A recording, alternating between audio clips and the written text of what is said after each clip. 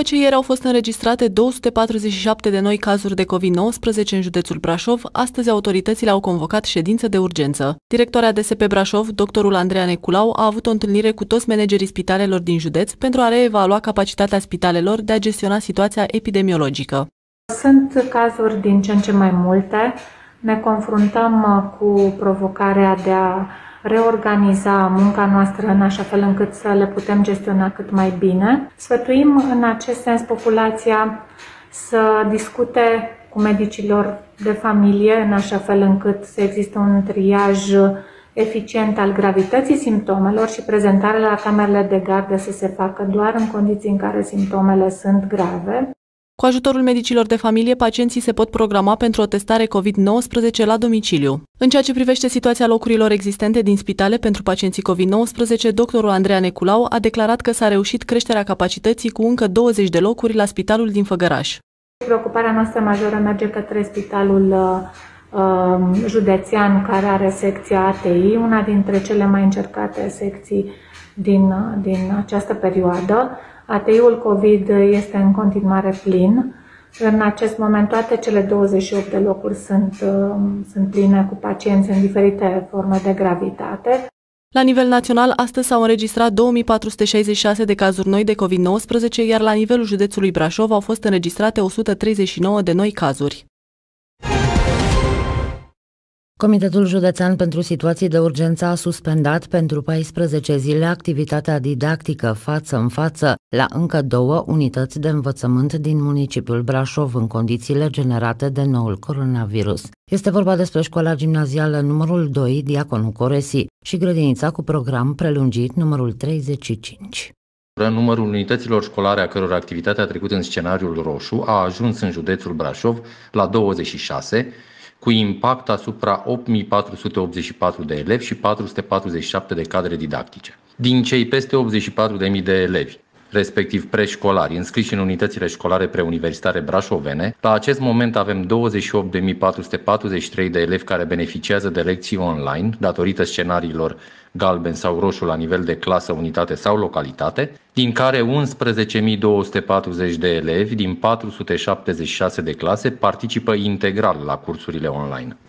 Grupul de comunicare strategică a anunțat luni la nivelul județului Brașov 139 de cazuri noi de infectare cu COVID-19 în ultimele 24 de ore. Doar municipiul București a înregistrat un număr mai mare de infectări, 581.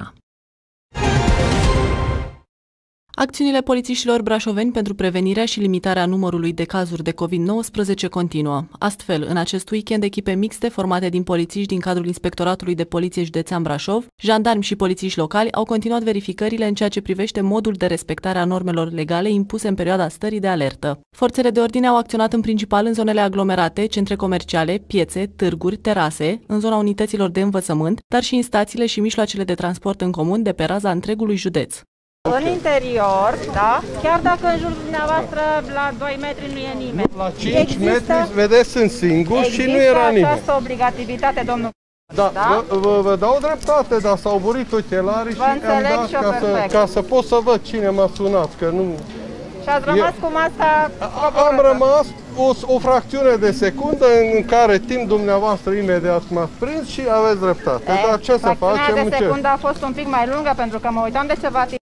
Polițiștii brașoveni au verificat 172 de societăți comerciale și persoane fizice autorizate cu privire la respectarea măsurilor impuse în perioada stării de alertă. Polițiștii din cadrul IPJ Brașov, alături de polițiști locali, au legitimat peste 2100 de persoane, au verificat aproximativ 210 mijloace de transport în comun și peste 340 de autovehicule. Vă rog frumos să o purtați în mod corespunzător, da? Un buletin aveți asupra dumneavoastră? Vă rog.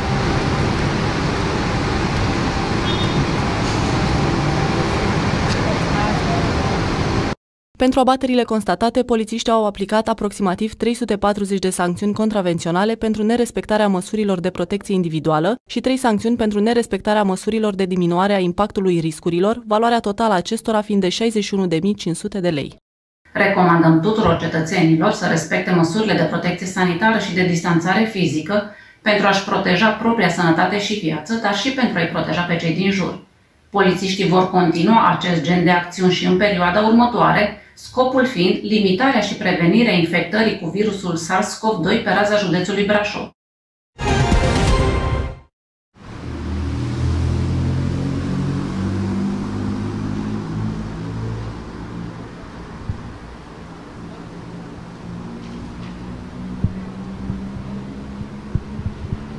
Participanții la cea de-a 7-a ediție a ștafetei veteranilor au ajuns sâmbătă seara în fața brigăzii 2 Vânători de Munte Sarmisegetuza Brașov, unde au predat ștafeta comandantului unității militare. La ștafeta organizată de voluntarea Invictus România participă alergători din viața civilă, militari în activitate, în retragere sau în rezervă, precum și militari răniți în teatrele de operații.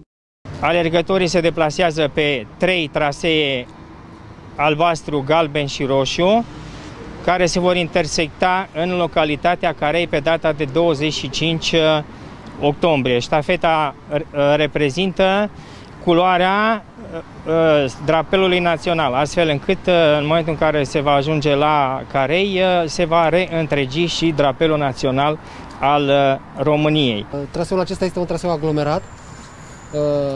Există și reacții adverse ale oamenilor, dar au existat într-adevăr. Cred că este primul an în care civili pe care noi cunoșteam ne-au strigat Go Invictus, ne-au urat succes și faptul că au văzut și Poliția Militară că ne-a contat pentru noi foarte, foarte mult. Sunt onorat să primesc ștafeta de la dumneavoastră, pe care o voi înmâna militarilor din cadrul Brigăzii 2 Vânători de Munte, voluntarilor din Brașov, Academiei Forțelor Aeriene. Vă rog să-mi permiteți să ofer și un coin al Brigăzii 2 Vânători de Munte, în semn de respect și apreciere pentru tot ceea ce faceți.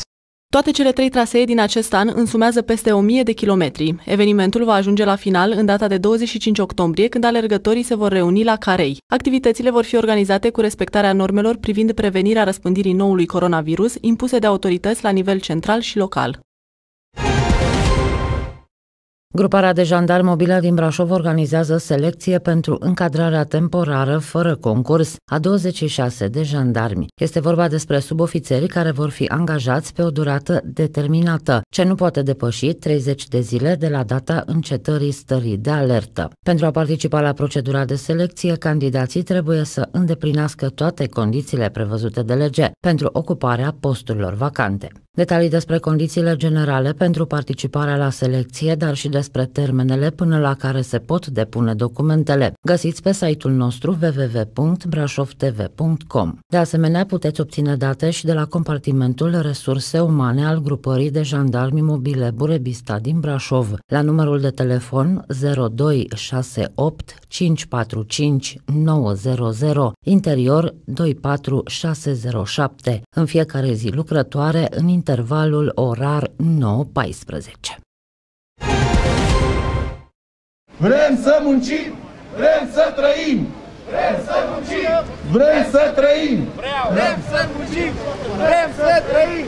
Protest cu zeci de persoane în fața prefecturii. În această perioadă plină de incertitudini în care ne aflăm de luni bune, reprezentanții Horeca nu au mai suportat și au ieșit să protesteze în fața prefecturii Brașov. Alături de ei au fost și fotografi, muzicanți și florari care s-au arătat nemulțumiți de faptul că nu mai au cu ce să-și plătească ratele, chiriile și facturile, de când autoritățile au decis să le restricționeze activitatea. Susținem Horeca pentru că implicit dacă susținem Horeca avem și noi de mâncare, de plătit facturi, de întreținut copii și familii. Chirii, toți, fiecare avem câte o problemă. Mulți dintre voi nu știți să faceți altceva decât să cântați. Când ați investit toată viața, a studiat, a stat acasă, a studiat, unii dintre voi v-ați plătit și taxe la stat ca să vă vină o pensie la sfârșit. Din ce plătiți? Nu, statul nu-l interesează că voi mâine, poi mâine nu o să aveți bani din ce să plătiți. Dar nu că asta nu s-au plătit dările la stat. Una că pierde ei și a doua la mână, voi nu mai aveți nici ce să trăiți. Am investit în școli, am investit în toate astea, avem 3 copii, avem rate la bănci, ce facem cu ele? Păi dar noi suntem terminați practic. Deci practic ne-a închis, ce facem? Trebuie să dăm în cap la oameni sau ce să facem? Cât de mult v-a afectat această perioadă? Ne-a afectat foarte mult pentru că ne-au anulat toate evenimentele, noi am rămas cu marfa pe stoc și trebuie să ne dea drumul măcar cum am fost până acum. Cu 50 de persoane, era bine și așa. Decât deloc, sunt și dările la stat care sunt foarte mari și trebuie să le plătim, nu avem ce face și este foarte greu pentru toată lumea. Suntem sub orice critică, vă spun eu. Am ajuns Deci suntem vai de noi. Am ajuns timpurile care să spunem vai de noi. Vrem să cântăm, nu să furăm! Vrem să cântăm, nu să furăm! Vrem să cântăm, nu vrem furăm! După anunțul neașteptat făcut pe un cont de socializare în care a menționat că va deschide lista pentru Partidul Mișcarea Populară Brașov pentru Camera Deputaților, Robert Turcescu și-a depus astăzi dosarul de candidatură la Prefectura Brașov. Din anul 2016, fostul jurnalist a fost deputat de Constanța, însă a ales să nu mai candideze pentru același județ, explicând că a intrat în conflict direct cu liderul PMP Constanța, pe care îl acuză de colaborare cu cei de la PSD. Alături de noua echipă, Robert Turcescu a spus că va susține schimbarea. Avem de schimbat foarte multe lucruri după 3 ani și jumătate de guvernare catastrofală a Partidului Social-Democrat. Sunt convins că Partidul Mișcarea Populară trebuie să fie parte din arhitectura viitoarei puteri guvernamentale în România. Eu sper că după 6 decembrie guvernarea va fi o guvernare PNL-PMP. Sper ca locuitorii județului Brașov, cum spuneam, să aibă o reprezentare PMP puternică în viitorul Parlament al României. Alături de Robert Turcescu s-a aflat și fostul viceprimar al Brașovului, Mihai Costel, cel care deschide lista candidaților PMP pentru Senat. Sunt foarte multe probleme de reglementat, atât în domeniul serviciilor publice, în domeniul concurenței, în domeniul educației și în domeniul sănătății. Sunt foarte multe lucruri neclare, cu o dublă competență, atât din partea executivului, cât și cu o responsabilitate din partea administrației publice locale. Constatând aceste lucruri, am decis să fac pasul către un mandat de parlamentar pentru a reuși împreună cu colegii mei din Partidul Mișcarea Populară să reglementăm aceste situații pentru a ușura mult munca în administrația locală. Candidatul PMP la Camera Deputaților a vorbit și despre protestul celor din domeniul Horeca. E firesc protestul acestor oameni, așa cum în bună măsură, din nefericire, și vedem asta uitându-ne la ce se întâmplă în alte țări, vor urma și alte proteste din alte ramuri, doamnă. Pentru că artiștii cât timp vor mai putea sta pe bară sau cât vor putea trăi între astfel de hiatusuri. Astăzi avem ceva și putem să spunem un spectacol sau să jucăm o piesă de teatru, mâine putem sau nu putem. Gândiți-vă că o întreagă industrie, nu numai Horeca, o întreagă industrie regată, să spunem, de ceea ce înseamnă industria divertismentului, a spectacolului, care nu-i puțin lucru. Alegerile parlamentare urmează să aibă loc pe data de 6 decembrie 2020. Primăria Brașov a trimis spre publicare anunțul de licitație privind achiziția și amplasarea 15 stații noi de încărcare pentru mașinile electrice. Stațiile vor fi amplasate în mai multe locații din Brașov, astfel încât brașovenii și turiștii, posesori de mașini electrice, să aibă un acces facil la acest sistem de încărcare. Cele 15 stații se adaugă la cele 4 deja montate pe strada Nicolae Iorga. Acest proiect este cofinanțat de către Agenția Fondului pentru Mediu. În data de 2 decembrie este termenul limită pentru depunerea ofertelor, iar firma care va câștiga are termen de 5 luni de zile să monteze aceste stații în mai multe locuri din municipiul Brașov. Dacă acum câțiva ani erau doar 9 autoturisme electrice în Brașov, acum numărul acestora a ajuns la 99.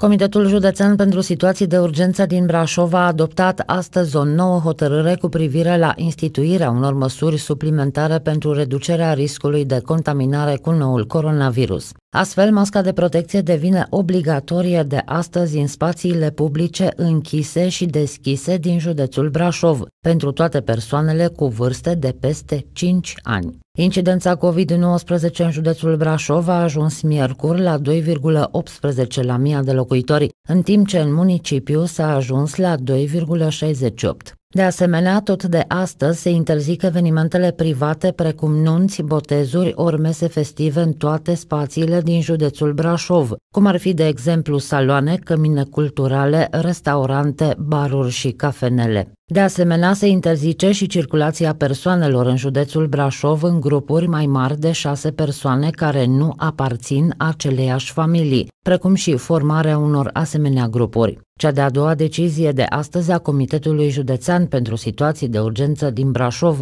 prevede funcționarea în scenariul roșu pentru o perioadă de 14 zile a încă 2 unități de învățământ din județul Brașov. Este vorba despre Liceul Ștefan Octavian Iosif din Rupea și Școala Gimnazială din Comuna Cristian.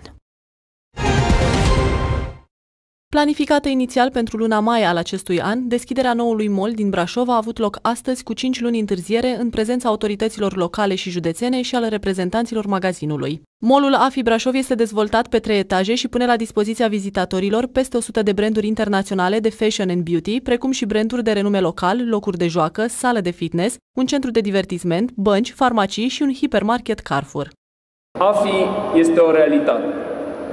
O știm cu toții, dincolo de opinii, dincolo de energii vehiculate în spațiu public, și vreau astăzi, în scurta mea intervenție, să vorbesc despre aspectele pozitive. Pentru că probleme, dacă vor fi, vom avea timp să le rezolvăm împreună. Iar aspectele pozitive și evidența despre care vorbim legată de Centrul Civic al Brașovului este că prea mult timp zona aceasta a arătat precum un șantier. Povestea AFI Brașov a început în 2015, când AFI a cumpărat terenul și a început să gândească pe proiectul. A demarat procesul de obținere a autorizațiilor de asemenea. Apoi a urmat o lungă execuție și complicată execuție de asemenea, care a durat mai mult de 3 ani. Vizitatorii AFI Brașov se pot bucura de o terasă verde de 3500 de metri pătrați cu priveliște către muntele Tâmpa, una dintre emblemele turistice ale Brașovului. Brașovenii și turiștii se pot bucura de serviciile oferite de centrul comercial începând de astăzi. Liderul PSD Brașov, Marius Dunca, a penalizat organizațiile care au avut rezultate slabe la alegerile locale. Drept urmare, președintele PSD Făgăraș a fost exclus din partid, alături de alți 2 colegi, în condițiile în care, în baza voturilor obținute la scrutinul din 27 septembrie, cei 3 ar fi trebuit să devină consilieri locali. După deciziile de excludere din PSD, conducerea de la Brașov a partidului a cerut instanței să nu le valideze celor 3 mandatele de consilier local la Făgăraș. Nemulțumiți, cei dați afară au depus documente la dosarul aflat pe rolul judecătoriei Făgăraș, prin care susțin că au fost dați afară din PSD pe nedrept, iar în urma voturilor obținute pe 27 septembrie trebuie să activeze în Consiliul Local. O instanță a judecătoriei Făgăraș a decis astăzi să le valideze celor 3 mandatele de consilier local din partea PSD. Decizia nu este însă definitivă și poate fi atacată cu apel în termen de 3 zile de la comunicare.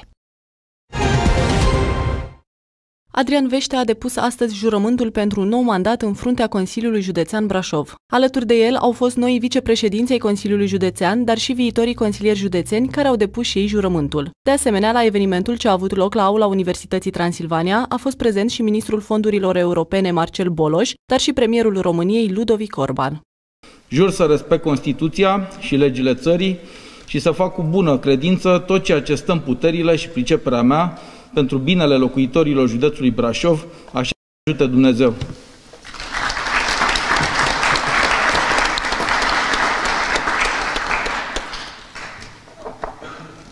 Îl felicit pe domnul președinte Adrian Veștea când m-a anunțat și m-a invitat ca să fiu aici. Pentru mine a fost un prilej de bucurie, pentru că este un președinte model la nivel național. Îi voi asigura pe brașoveni de transparență, de implicare în toți cei 4 ani de zile care vor urma de acum încolo. Întrebat de reporterul Brașov TV despre alianțele posibile care se vor face la nivelul primăriilor din județ, premierul Ludovic Orban a spus răspicat că o alianță cu Partidul Social-Democrat este exclus în toată țara. Spuneți-mi, vă rog, dacă în județul Brașov luați în considerare o alianță PNL-PSD la nivel de primării, într-o localitate? Biroul Politic Național a interzis organizațiilor județene și locale orice formă de înțelegere între PNL și PSD. Noi nu avem voie să votăm niciun reprezentant al PSD în vreo funcție de vicepreședinte de Consiliul Județean sau de viceprimar. Odată cu această ceremonie de investire s-a constituit oficial noul Consiliu Județean Brașov.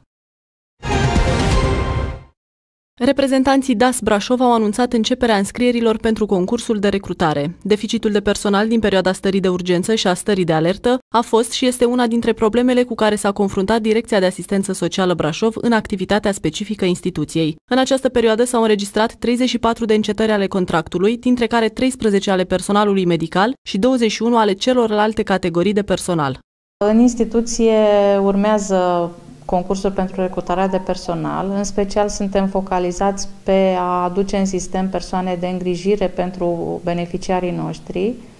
La centrele sociale, mă refer aici la Căminul pentru persoane vârstnice, Unitatea de îngrijire la domiciliu și Centrul pentru persoane fără adăpost. De asemenea, pentru prestațiile pe care noi le dăm cetățenilor, vom recruta 10 persoane, dintre care 4 sunt funcționari publici. Candidații pentru unul din posturile disponibile trebuie să îndeplinească niște condiții bine definite. La toate posturile este necesară calificare, inclusiv la ceea ce înseamnă îngrijitori și infirmiere. Sunt necesare cursuri de minim 8 luni de zile, iar la îngrijitori, iar la infirmiere trebuie să aibă calificare pentru a profesa. La partea de asistenți medicali și medici, bineînțeles că au nevoie de avizul de exercitare a profesiei. Toate posturile, precum și condițiile de participare, pot fi găsite pe site-ul www.dasbv.ro. Posturile contractuale vor fi publicate în monitorul oficial, fiind disponibile pe site-ul posturi.gov.ro, iar funcțiile publice se vor afișa pe site-ul anfp.gov.ro. Jandarmii din cadrul Inspectoratului Județean de Jandarmi Nicolae Titulescu Brașov continuă campaniile de donare de sânge. Aflați deja la a 3-a campanie de donare de la începutul pandemiei, jandarmii brașoveni sunt hotărâți să ofere ajutorul oamenilor aflați în dificultate din punct de vedere medical. Astfel, numai puțin de 40 de jandarmi vor fi prezenți în cele 2 zile de campanie pentru a dona sânge, dar și plasmă. Până acum 3 jandarmi au donat deja plasmă, 4 care s-au vindecat de COVID urmând să doneze conform unei programări în perioada următoare. Campania de astăzi mai are și un scop umanitar local, în sensul că toți cei care au grupa de sânge AB4 vor dona pentru un copil de 14 ani de la școala 11, bolnav de leucemie, care are nevoie urgentă de sânge. Consider că este o activitate destul de foarte importantă, de fapt, și pentru noi și mult mai mult pentru cei care au nevoie de prezența noastră aici, să acordăm o șansă celor care au nevoie. Donez de mulți ani și de fiecare dată când va fi nevoie, voi fi prezent. Toți cei care pot dona sânge din punct de vedere medical sunt așteptați de luni până vineri la Centrul de Transfuzii Brașov, de pe strada Dr. Victor Babeș, numărul 21, de la ora 7 până la ora 12:30. Planta de ceai își are originile în partea de sud-est a Asiei. Ceaiul a fost întrebuințat pentru prima oară de chinezii din provincia Yunnan, folosindu-se atât la prepararea băuturilor, cât și a mâncărurilor. Ceaiul, fiind de mare importanță pentru civilizațiile asiatice, s-au născut legende despre descoperirea sa. O legendă populară chineză spune că împăratul Shennong a descoperit ceaiul în timp ce bea dintr-un bol cu apă fierbinte la umbra unui copac în anul 2737 înainte de Hristos. Câteva frunze se scuturară în bolul împăratului, făcând culoarea apei să se schimbe. Curios din fire, Shennong a luat o sorbitură și a fost plăcut surprins de aroma și de proprietățile revigorante ale băuturii. În zilele noastre, ceaiul este consumat atât în perioadele caniculare, dar mai ales în perioadele friguroase. Prepararea lui este importantă și trebuie respectați niște pași esențiali pentru un ceai delicios. O să vă arăt niște ceaiuri ceva mai deosebite. O să preparăm un ceai roșu, rooibos, un ceai minunat, foarte parfumat, cu smeură și rodie. Ceaiurile nu se prepară toate exact la aceeași temperatură pentru că sunt foarte diferite, ca și compoziție, ca și structură. Ceaiurile cu frunze, ceaiurile verzi și ceaiurile negre au nevoie de un timp mai mic de infuzare și de o temperatură mai mică, undeva 80, 90, 95 de grade. În schimb, infuziile de fructe sau ceaiurile medicinale au nevoie de o temperatură mai mare, de aproximativ 100 de grade. Turnăm ușor, astfel încât să facem infuzia cât mai lent.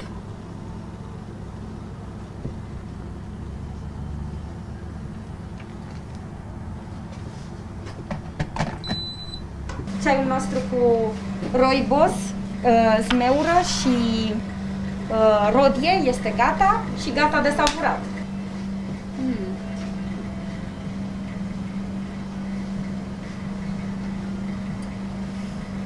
Foarte aromat. Se simt foarte bine plantele. Îmi place că se simte așa dulce, fără să pun, eu nu folosesc nici zahăr, nici miere de obicei, nici în ceai, nici în cafea, mai ales pentru că i-aș lua din aroma aia naturală. și îmi place foarte, foarte mult. Am mai băut rooibos, le prefer pe alea tradiționale, de mentă, de tei. Ceaiul a dezvoltat adevărate ritualuri în țările care l-au adoptat în calitate de băutură națională. Băutul ceaiului este într-adevăr o artă și de aici invitația de a bea un ceai este considerată o dovadă de prețuire.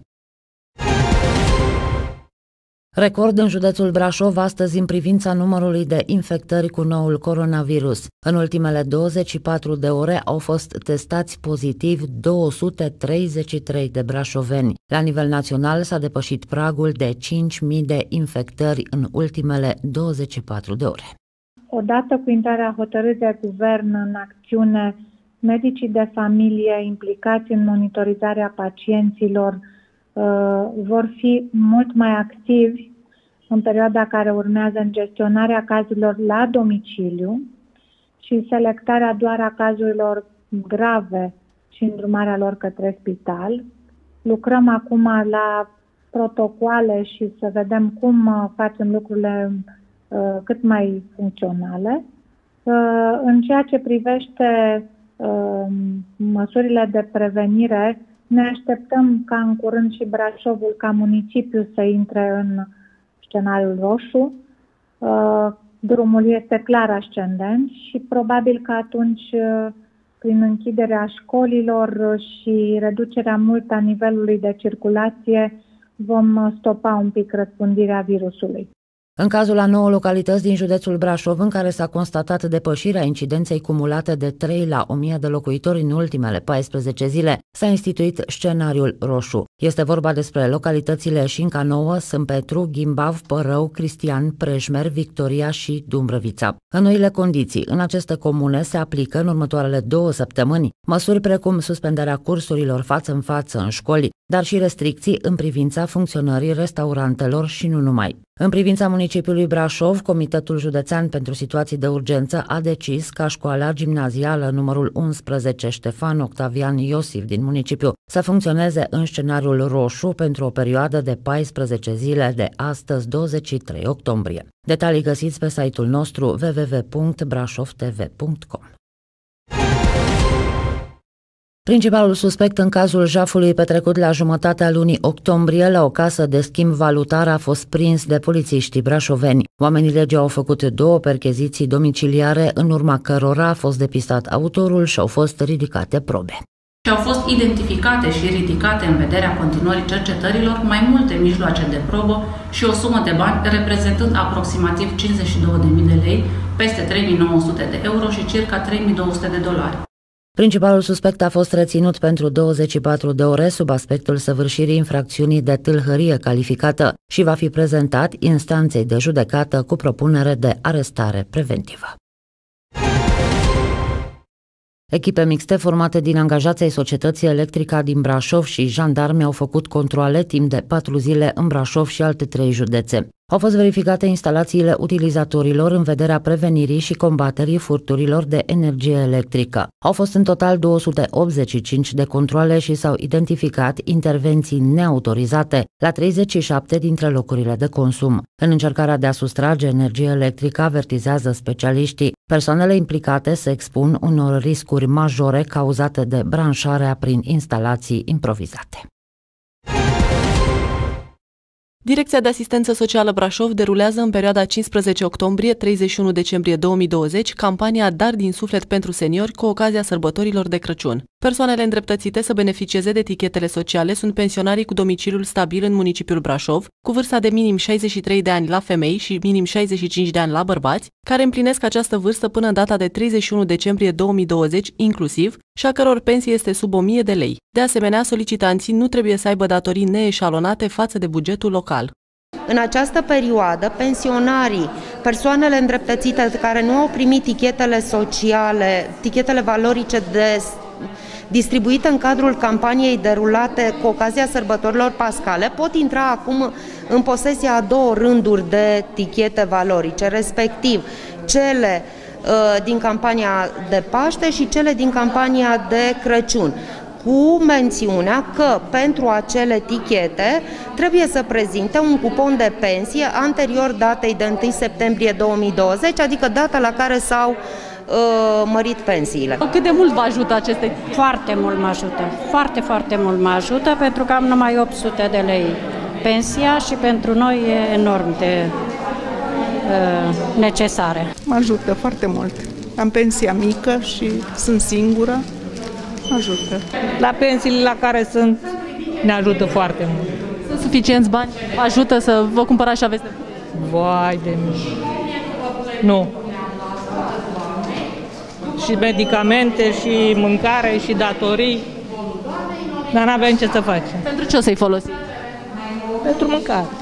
În cadrul campaniei se acordă 10 etichete sociale în valoare de 10 lei și pot fi utilizate exclusiv pentru achiziționarea de produse alimentare. Documentele de identitate și cupoanele de pensie trebuie prezentate atât în original cât și în copie. Distribuirea etichetelor sociale se va face luni, marți, miercuri și vineri, de la ora 14 la ora 17 și joi de la ora 14 la ora 18 la sediul DAS de pe strada Panselelor numărul 23.